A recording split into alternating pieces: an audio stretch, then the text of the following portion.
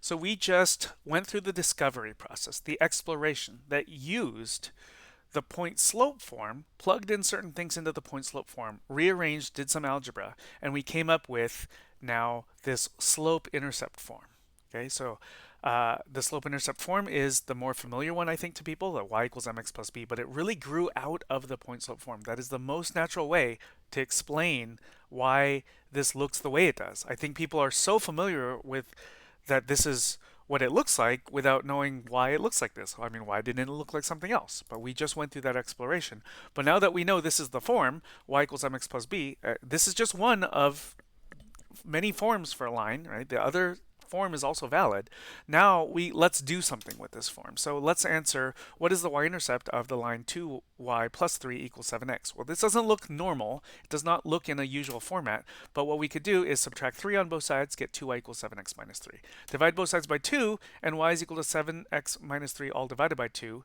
Let's see, we could rewrite this as two separate fractions and kick the x off to the side on the first fraction and have y equals 7 halves x minus 3 halves. Now that is in the form y equals mx plus b. So that now we can read off from here that the y-intercept is negative 3 over 2. So what is the slope of the line y equals 4x plus 5? Well, is the slope 4x? The slope is not 4x. Okay, so if you take a look above, m is the thingy right next to x. Right? So the slope is 4. So please be very careful about whether the slope is 4 or the slope is 4x. Okay, in y equals mx plus b, note that m is a slope and m is the thing that is next to x but not including x. Okay, the x just tells us where to look. So we look just in front. M is the linear coefficient. So please note that that linear coefficient is 4, not 4x.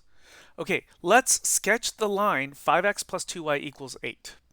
Now this is not in one of our typical two forms, either the point slope form or the slope intercept form, but we could get it into the y equals mx plus b form. We subtract 5x on both sides, then divide both sides by 2, and let's apply some fraction rules. Can the 8 and 2 cancel? That can't occur because of the plus sign in the numerator, right?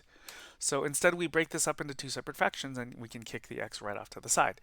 Now we have y equals negative 5 halves times x plus 8 over 2, or we could write this as negative 5 over 2 times x plus 4 is a way to simplify 8 over 2.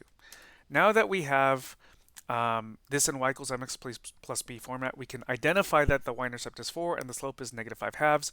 So we draw actually first the y-intercept right on the y-axis, right at 4, just under 5, and then just kind of eyeball draw in the slope of negative 5 halves, right? So negative slope, we just kind of draw that in, and then 5 halves is kind of steep, right? It's 5 halves is 2.5, so that's got to be steeper than a line of slope like negative 1 or something. Okay, for every 1 unit in x, you go down by 5 halves units in y.